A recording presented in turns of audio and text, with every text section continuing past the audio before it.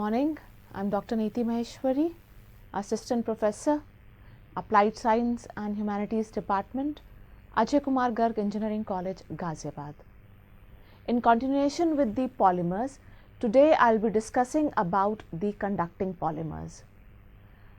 And we know that polymers, they are bad conductors of heat and electricity. They are generally used as insulators. For example, rubber. Rubber is used as an insulator. But these days, polymers are being synthesized by both addition or condensation methods, which are able to conduct electricity. And such polymers, they are known as conducting polymers. So,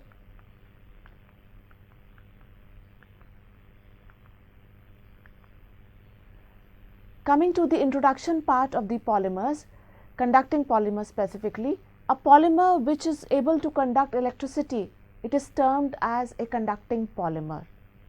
For example, polyaniline, it is used for making rechargeable batteries, and polypyrrole, it is used in making smart windows, and it changes colors according to the temperature and the sunlight outside. So, it shows different colors with temperature and sunlight. Now, the electrical properties of semiconductors, they are determined by their electronic structures, and the electrons, they move within discrete energy states, and they are known as bands. As I have already discussed in the band theory, that in the case of metals, the electrons, they keep on moving and they lead to the formation of a band. Similarly, here also they form discrete energy states and they are known as bands. So, this is the case for the metals. I am showing here the valence band and the conduction band. So, the free electrons needed for electrical conduction, we need the applied electric field is sufficient. It is to generate large number of free electrons. In the case of semiconductors and insulators, here due to the band gap, here you can see there is a band gap. So, much more energy is required for the electrons to jump from the valence band to the conduction band. So, electrons, there is a necessary input of energy is required for carrying the electrons in the conduction bands and for creating holes in the valence bands. Now, coming to the classification of conducting polymers. Certain polymers, they have large number of pi electrons, and those polymers, they can conduct electricity, though the conduction is small, but they can still conduct electricity on their own. So, such type of conducting polymers where the conduction is their intrinsic property, they are known as intrinsically conducting polymers. And the second type of conducting polymers in which we have to add the conducting element in one way or the other, that type of conducting polymers, they are referred to as extrinsically conducting polymers. That means a polymer does not have the conducting properties, but on addition of certain elements, the polymer starts conducting or it shows the conduction. Such type of polymers, they are referred to as extrinsically conducting polymers. Now, these intrinsically conducting polymers where conduction is their internal property of the polymeric material, again they are classified into two broad categories. The first one is the pi electron conducting polymers or the conducting polymers having conjugation, and the second type is the dope conducting polymers. Similarly, extrinsically conducting polymers, they are also classified into two different categories. First is the conducting element filled polymer, and the second one is the blended conducting polymers. Now, coming first to the intrinsically conducting polymers. These intrinsically conducting polymers, they are also generally referred as ICPs. And the first type is the polymer having pi electrons in their conjugation. So, pi electrons, they are present in the entire backbone of the conducting polymers. So, in this case, the polymer, it consists of alternating single and double bonds. called the conjugated double bonds. And the valence and the conduction bands, they are separated by sufficient gap. So, conduction could occur only after the thermal or the electrolytic activation. That means, we ought to provide sufficient energy to the electron so that it can leave the valence band and move to the conduction band. So, in the case of conducting polymers having conjugated pi electrons, here large number of pi electrons are present in the entire backbone, and the overlapping of the pi electrons leads to the generation of a giant pi orbital, and this giant pi orbital, it extends over the entire backbone of the polymeric material. So, in this case, in conjugation, the bonds between the carbon atoms, they are alternatively single and double. Every bond, it contains a localized sigma bond which results in the formation of a strong chemical bond, and after every sigma bond, it also consists, alternatively there are present pi bonding also, which are weak bond. So, here I am taking the example of acetylene. It has a triple bond, but when this triple bond opens up, there is a formation of alternate double bonds. This molecule is N-trans polyacetylene, and this polyacetylene, as you can see, has pi electrons over the entire backbone, and these pi electrons, they are responsible for the conductivity of the polymeric material. Here another example I have taken, one is of the polypyrrole. Here this is pyrrole and this molecule is polypyrrole. Again it contains alternate single and double bonds. Similar is the case with polythiophene. Again this polythiophene will contain alternate single and double bonds. So, such type of polymers, they behave as conjugated pi electron conducting polymers. The second type of polymers is the doped conducting polymers. Now, ICPs, the intrinsically conducting polymers, they have low conductivity, but in addition to low conduction properties, they also show high electron affinity and low ionization potential. Having low ionization potential, I mean to say that an electron can easily be removed from the polymeric material. And when I say that they have high electron affinity, that means an electron can easily be added to the system. So, these doped conducting polymers, their conductance can be increased by creating positive or negative charges on the polymer backbone by oxidation or reduction process, and this is referred to as doping. So, p doping and n doping. P doping is the removal of the electrons, whereas the n doping is the addition of the electrons.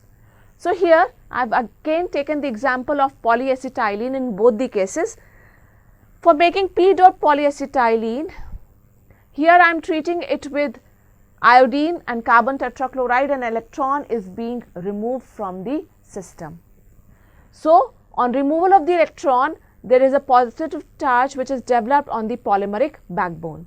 I repeat the process and again a positive charge is developed on the polymeric backbone, and since these positive charges, they are going to be developed on side by side carbon.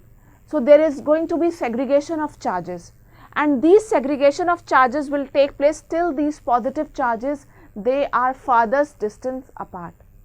So, this process will run in the throughout the polymeric chain, and lot of positive charges will develop in the polymeric chain. So, this type of polyacetylene, it is known as p doped polyacetylene. Similarly, on addition of electron, I can generate n doped polyacetylene. Here I am using sodium naphthalide. This is polyacetylene. On reaction with sodium naphthalide, an electron is being added to the system. As a result, a negative charge is introduced. So, a negative charge with a single electron, a polaron will be formed, and when I repeat the process, there is going to be the development of two negative charges on the side by side carbon, and we know that when charges are present on the side by side carbon, the molecule, it becomes unstable. So, to attain stability, segregation of charges will be formed. So, this is a soliton pair, and here these negative charges, they are going to move apart so that the molecule it attains stability and a dianion will be formed, and this process again will run throughout the polymeric chain, and this type of polymer or the polyacetylene, it is known as the n-doped polyacetylene. So, there are certain limitations of the intrinsically conducting polymers. They show low conductivity, they have poor mechanical strength, then they have poor storage ability, they show poor tolerance towards the open environmental conditions, especially towards the temperature. So, they are not very stable towards the temperature changes. So, here now the second type of conducting polymers which I am going to discuss today is the extrinsically conducting polymers. Now, here the polymers may or may not be conducting in nature, but on addition of certain elements, outside elements, the polymeric material, it can be made conducting. The overall material which is going to be formed, it can be made conducting. So, the polymers, they owe their conductivity due to extrinsically added compounds. Again, the extrinsically conducting polymers, the first type is the conducting element filled polymer.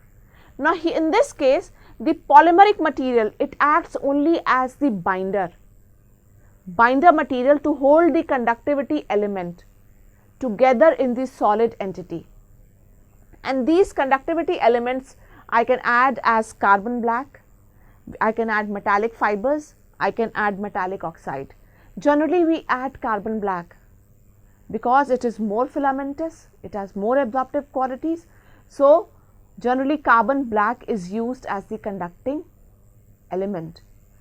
So, in hospitals such as compound, they are used so that static changes do not build up, and these polymers, they possess good bulk conductivity.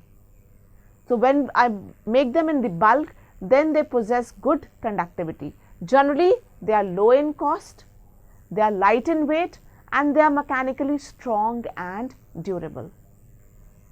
And the minimum amount of these material which are to be added to the polymeric material, so that the overall conducting polymer can show the conducting properties, it is known as percolation threshold.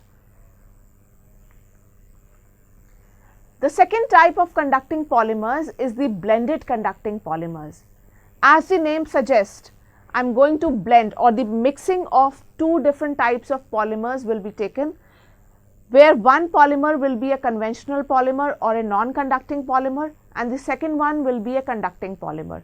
When I mix these two polymers together, then the overall polymer which is going to result will have the conducting properties. So, in the case of blended conducting polymers, these polymers, they are obtained by blending a conventional polymer with a conducting polymers, and such type of polymers, they possess better physical, chemical, electrical and mechanical properties, and they can easily be processed. For example, up to 40% of the polypyrrole will have little effect on tensile strength than obtained with a carbon black filled compound at only 10% loading. So, by blending with different compounds, I can change the properties of the polymeric material.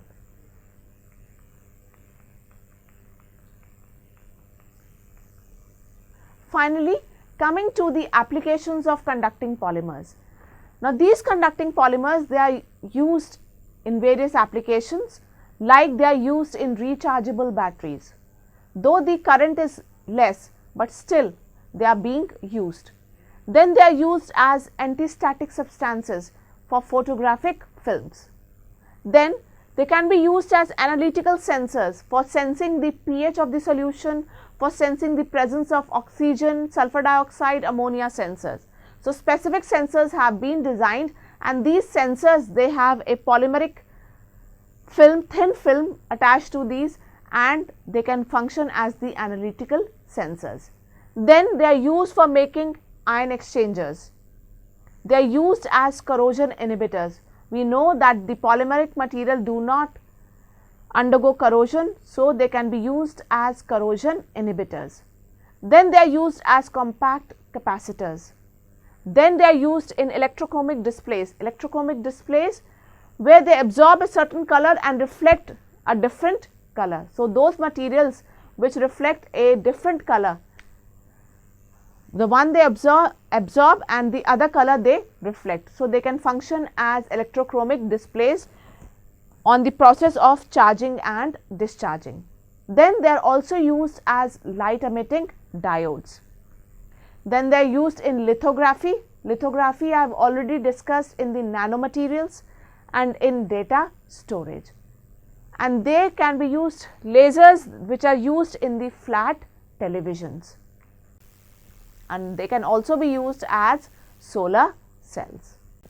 Now, the next topic that I am going to discuss today is biodegradable polymers. The polymeric materials, they are adding to the solid waste problems not only in the land but also in the sea and oceans. So, there is a requirement for reducing the amount of this solid waste, and one option is use of biodegradable polymers, those polymers which can be degraded by the action of smaller microbes or the microorganisms, and they can release these smaller molecules from these long chain polymeric materials. So, I am going to discuss today the introduction, what are the biodegradable polymers, then their classification, then what are the requirements of biodegradation, their applications and limitations. Now, coming to the biodegradable polymers. So, biodegradable polymers, they are defined as polymers which comprised of the monomers which are linked together through functional groups, and they have unstable links in the backbone. So, certain functional groups which are active, they tend to become unstable and they can be broken down. So, these unstable groups or the links, they are broken down into biologically acceptable molecules that are metabolized and they are removed from the body via normal metabolic pathways. So, the polymers, they are polymers based carriers have taken much attention of the scientific community for safe and effective delivery of proteins. The biodegradable polymers, it is used through slight modifications of their structures, and biodegradable polymers, they have great applications in pharmaceutical industry, in medicines, in biomedical engineering. And the biodegradable polymers, they are not limited to release of drugs, peptides or proteins, but it can also be extended to medical devices and wound dressing. Now, coming to degradation versus biodegradation. A polymer degradation, it is a change in the properties, that is its tensile strength, its color, its shape of polymer or polymer based product under the influence of one or more environmental factors like heat, light, chemicals, pH, and the term biodegradation, it is limited to the description of chemical processes, that is the chemical changes that can alter the molecular weight or the solubility of the polymer. By term biodegradation, I mean the breaking down of the polymeric material into smaller molecules, thus by reducing their molecular weight and increasing the solubility of the polymeric material. Now, coming to the natural polymers. These natural polymers, they are an attractive class of biodegradable polymers as they are derived from the natural sources, they are relatively cheap and they are easily available. For example, silk, for example, lactic acid, which is the milk protein. So, the classification of biodegradable polymers based on the source. First one is the natural biodegradable polymers. the natural biodegradable which are found in nature and which can degrade on their own. For example, cellulose and dextran. This is the example, dextran. Then there is another example, that is gelatin, pectin, starch. They are all natural biodegradable polymers. Now, the second type is the synthetic biodegradable polymers which have been synthesized by man. And such polymers, they include the aliphatic polyesters. Polyesters, they are highly susceptible to hydrolysis and oxidation. So, we can break down the ester linkages so that the polymer breaks down into monomeric units. And then we have polyhydroxyalkanoates, then we have polylactic acids, then we have polyamino acids, polyglycolides. They are different examples which have been synthesized in the labs. So, the third type is the copolymers or the blends. Here it is a non-degradable polymers with type 1 or 2 polymers. Now coming to the requirements for biodegradation. If we want any polymer to be biodegraded by the action of microorganisms, then what are the requirements for its degradation process? Now, the first requirement is itself the availability of microorganisms, and these microorganisms, they must be able to release the required enzymes so that we can initiate the depolymerization process and they are able to catalyze this reaction. Second type is the requirement of the environment. We know that for enzymes we require specific environment. Enzymes, they work best in 20 to 30 degrees centigrade, and on increasing the temperature they become denatured. So, a specific environment is required for the biodegradation of these biodegradable polymers. So, environment, it includes that this environment, it should be compatible with the biological environment, that is, it should be non-toxic and non-antigenic. So, we require specific temperature, we require specific pressure, moisture, pH, oxygen, sunlight and the salts. So, they ought to be specific, only then the biodegradation process can run. Then the next requirement is the biodegradable polymer, which is the substrate. Now, this biodegradable polymer, it must contain certain important features. The first one is that it should be soluble and easy to synthesize. That means there should be specific groups, which functional groups ought to be present so that they can be broken down or attacked upon, and the polymeric can be broken down into smaller chains. Then the substrate molecule, it ought to have low molecular weight and it should be hydrophilic in nature. Higher is the hydrophilicity of the biodegradable polymer, larger is the rate of biodegradation, because generally we have hydrophilic environment. Hydrophobic environment we have to create and we have to give in lot of energy. Now, what is the need for these biodegradable polymers? Why do we require these biodegradable polymers to be synthesized? The main problem, as I have already said, it is the solid waste problems with regard to decreasing availability of landfills. So, landfills are already becoming full with lot of waste materials. Then there is a problem of litter problems. Then there can be entrapment or ingenious hazards to the marine life. So, biodegradable polymers, they are particularly attractive option for addressing the solid waste and the marine pollution concerns. And the biodegradable polymers, we do not require them to be landfilled.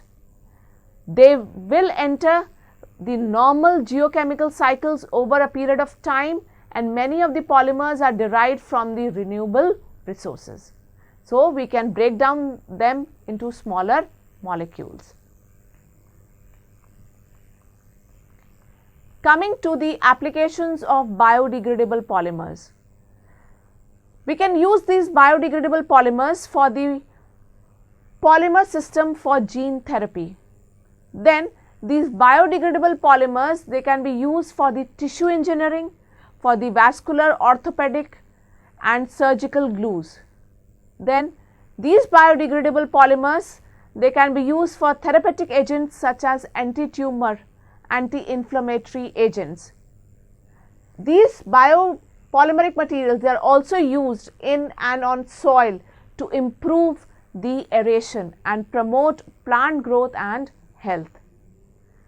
And many biodegradable polymers, especially the heart valve replacement and blood vessels, they are made up of polymers like Dacron, like Teflon and polyurethane.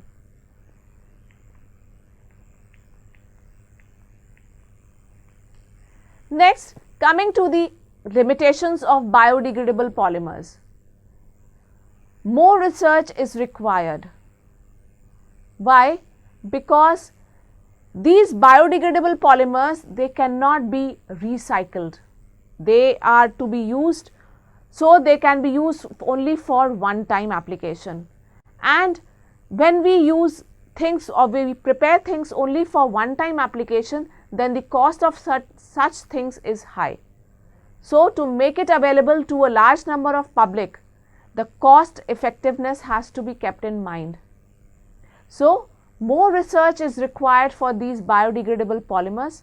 They are expensive, as I have already said, we cannot recycle them, so they are expensive in nature, they are not easily available.